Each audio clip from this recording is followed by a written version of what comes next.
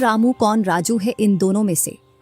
एक शाम हरिया अपनी पत्नी से बोलता है, अब तो बुढ़ापा आ गया और अब पहले जैसे हाथ पैर भी नहीं चलते। हाँ, अब आपकी और मेरी उम्र हो गई है। अब मुझसे भी घर का काम नहीं होता। क्यों ना रामू और राजू के लिए सुंदर लड़कियां देखकर उनकी शादी कर दी जाए। हाँ भाग्यवान, तू बोल तो सही रही है, लेकिन मुझे रामू की फिक्र है क्योंकि उसे काम में आलस आता है और वह कैसे अपना गुजारा कर पाएगा। बातें करते करते दोनों सो जाते हैं।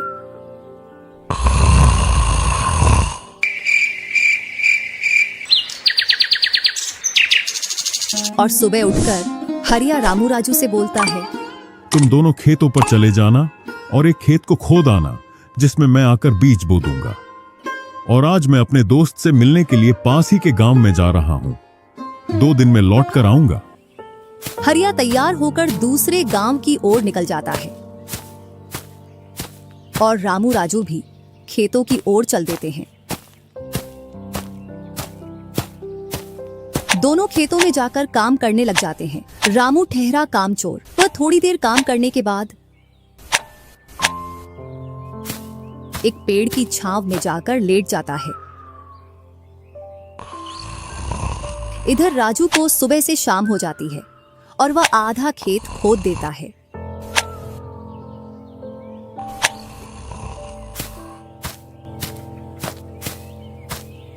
और हरिया भी अपने दोस्त के पास पहुंच जाता है।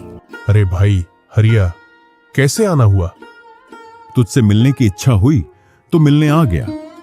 चल अच्छा है, पहले भोजन करते हैं, इसके बाद गप्पे लड़ाएंगे। दोनों साथ में भोजन करते हैं। हाँ भाई हरिया, सुना सब कुशल मंगल? हाँ भाई, सब कुछ कुशल मंगल है। अब तो तेरे दोनों लड़के शादी के लायक हो गए होंगे। हाँ, दोनों शादी के लायक हो गए हैं और खासकर मैं तेरे पास इसीलिए आया हूं कि कहीं दोनों लड़कों के लिए लड़कियां देख आऊं।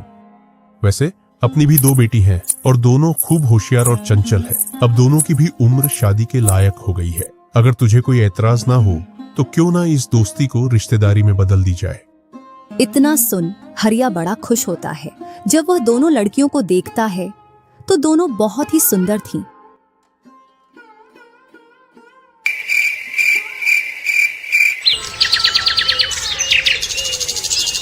सुबह होते ही हरिया अपने दोस्त से बोलता है, मैं जल्द ही मेरी बहुओं को लेने आऊंगा। इतना बोलकर हरिया अपने गांव की ओर चल देता है। इधर रामू और राजू भी अपने खेतों पर काम करने के लिए आ जाते हैं और रामू पेड़ की छांव में जाकर सो जाता है। इधर राजू अपने काम में लगा रहता है। शाम होने को आ जाती है और हरिया भी अपने खेतों के पास आ जाता है। रामू की आंख खुलती है तो हरिया उसको आता हुआ दिखता है, तो वह खेत में जाकर काम करने लग जाता है। चलो घर, अब शाम हो गई और खेत भी पूरा खुद गया है।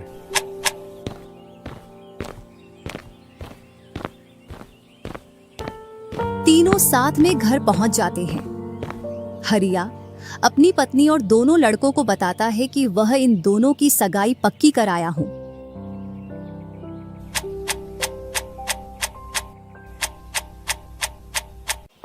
और वह कुछ दिन बाद दोनों का विवाह कर देता है। ऐसे ही कुछ वर्ष निकल जाते हैं।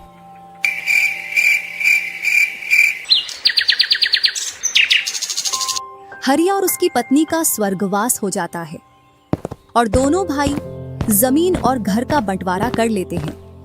रामू अपने आलसी पने की वजह से खेतों में काम करने नहीं जाता और दिन भर घर में ही पड़ा रहता। इधर राजू अपने खेतों में दिन रात मेहनत करता है, जिससे रामू और राजू की फसलों में अंतर स्पष्ट दिखाई देता है। एक दिन रामू राजू से बोलता है, तूने अच्छा खेत रख लिया और मुझे यह खराब खेत दे दिया, जिससे तेरी फसल अच्छी हो रही है और मेरी फसल कमजोर।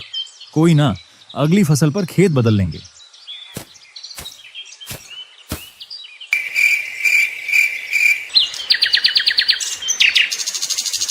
अगली फसल पर रामू राजू से खेत बदल लेता है और एक खेत ज्यादा ले लेता है।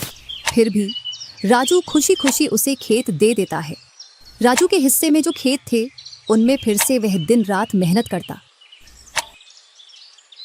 इधर रामू कभी काम करता तो कभी काम नहीं करता।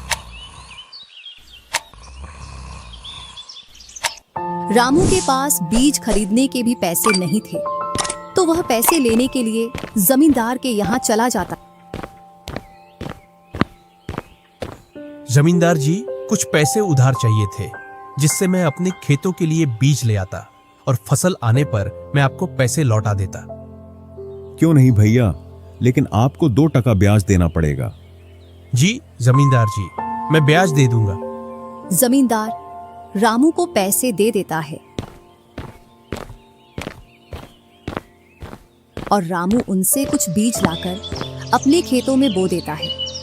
इधर राजू अपनी फसल की रोज देखभाल करता और रामू बोकर आया उसके बाद से अपनी फसलों को देखने के लिए भी नहीं गया। वहीं अपने घर में पड़ा रहता और दिन रात सोता रहता।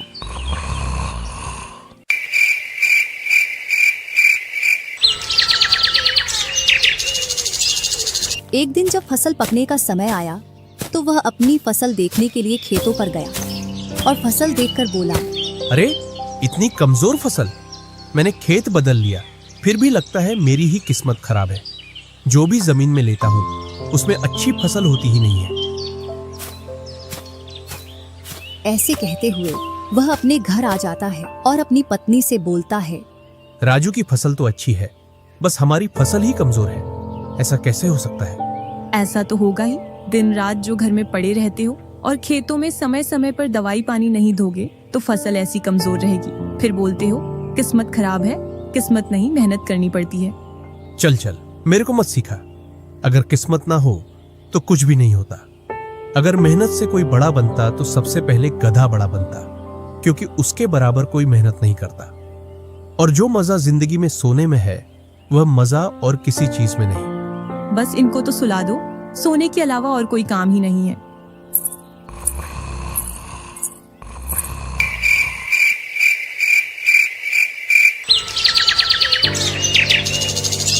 कुछ दिनों बाद जब फसल निकली तो राजू की फसल रामू से दोगुनी निकली, जबकि उसकी जमीन रामू से कम थी।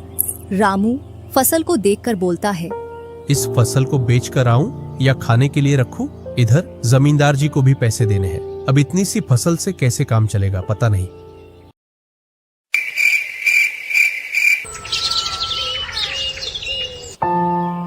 एक दोपहर रामू सो रहा था, तभी उसका गेट किसी ने खटखटाया।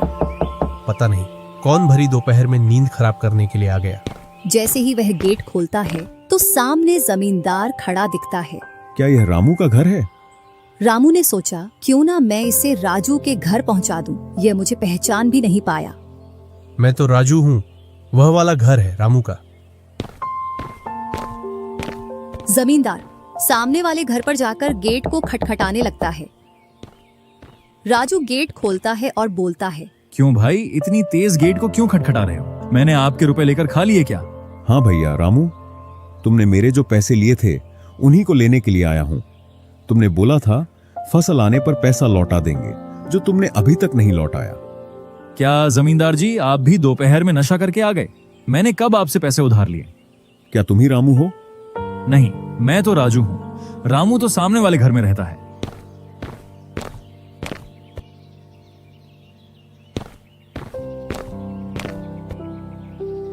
भरी दोपहरी में जमींदार का सर चकरा जाता है और वह अपने घर चला आता है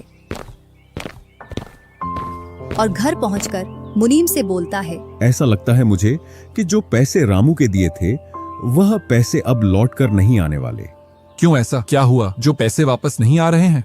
रामू और उसका भाई दोनों हम शक्ल हैं और दोनों बोल रहे हैं कि रामू वह है, रामू वह है।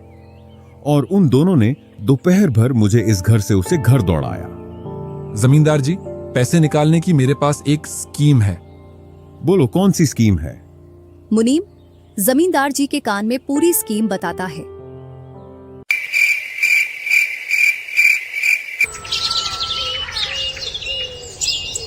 दूसरी सुबह जमींदार, मुनीम और 2 आदमी जिनके हाथ में लाठी थी, चारों लोग रामू के घर की ओर चलते हैं। जैसे ही रामू के घर के पास पहुंचते हैं तो जमींदार और दोनों लोग थोड़ी दूर रुक जाते हैं। अरे रामू भैया, बाहर निकलो, मैं पास ही के गांव से आया हूँ। जरूर जमींदार होगा, मैं आज गेट खोलूंगा ही नहीं। मैं तुम्हारी ससुराल से आया हूँ। तुम्हारे ससुर साहब ने तुम्हारे लिए कुछ रुपए और कुछ आभूषण भेजे हैं, क्योंकि बुढ़ापे की वजह से उनसे यहाँ तक आने की नहीं बन पा रही थी, इस वजह से उन्होंने मुझे भेजा है। इतना सुन रामू के मन में लालच आ जाता है और वे फटाक से गेट खोल देता है। कहाँ है पैसे और धन? क्या तुम्हारा ही नाम रामू है? हाँ, मेरा ही नाम रामू है। कहाँ है धन? यही पास में रखा है, चलो दोनों उठा लाते हैं। वह मुनीम के साथ चल देता। थोड़ी दूर चलने के बाद मुनीम जमींदार जी को बुला लेता है। जमींदार और दोनों लोग रामू के पास आ जाते हैं। लाओ, मेरे पैसे लौटाओ, ब्याज समेत। मैंने आपसे पैसे नहीं लिए। ये ऐसे नहीं मानेगा।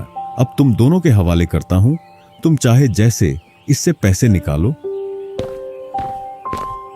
और दोनों आदमी रामू को लठ से मारते हैं। रामू चिल्लाता हुआ, अरे भाई रुको, अरे भाई रुको, मत मारो, अरे भाई रुको, मत मारो।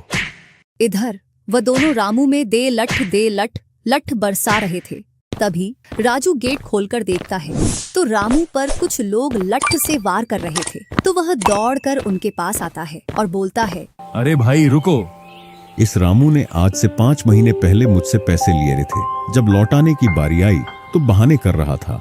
कितने पैसे हैं? 2000। रुको, मैं लाता हूँ।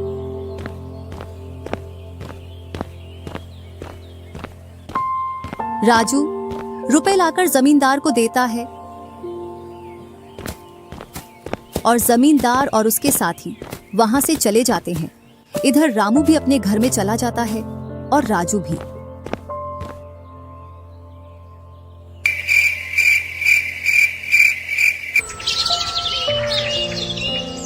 कुछ दिनों बाद दोनों भाई अपना अपना खेत खोदने के लिए खेतों पर पहुंच जाते हैं।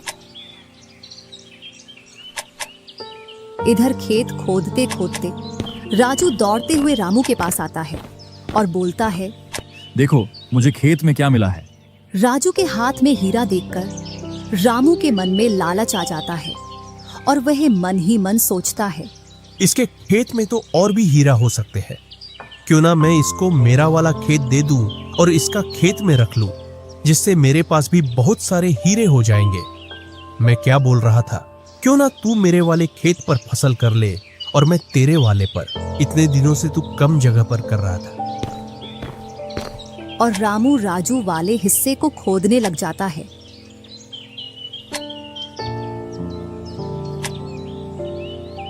शाम तक पूरे खेत को खोद देता है, लेकिन उसे उसमें कुछ भी नहीं मिलता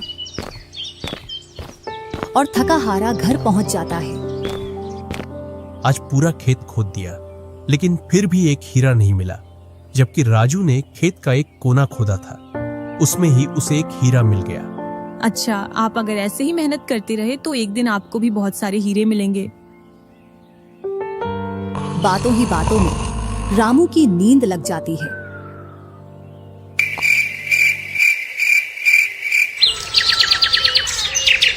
और जब सुबह होती है तब वह बोलता है, आज जैसी नींद मुझे कभी नहीं आई।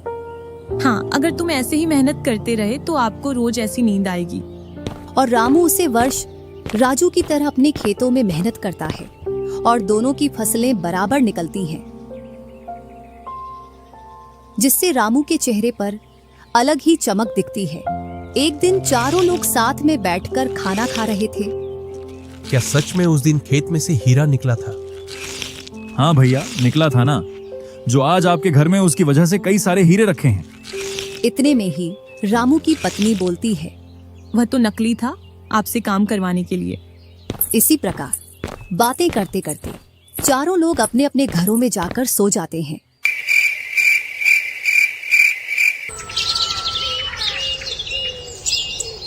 सुबह होते ही तुम दोनों को राजा साहब ने राजमहल बुलाया है। वह दोनों भाई सेनापति के साथ चल देते हैं। अब पता नहीं कौन सी आपदा आ गई। कुछ नहीं, कुछ अच्छा काम होगा, तभी तो हमें बुलाया है। दोनों राजा के पास पहुंच जाते हैं। हमने सुना है इस वर्ष तुम्हारी फसल सबसे अच्छी निकली है और आपने इस बार सबसे ज्यादा राजकोष में कर दिया है। इसी का आप दोनों को इनाम दिया जाता है। दोनों भाइयों को आपके गांव में इनाम के रूप में दुगनी जमीन दी जाती है।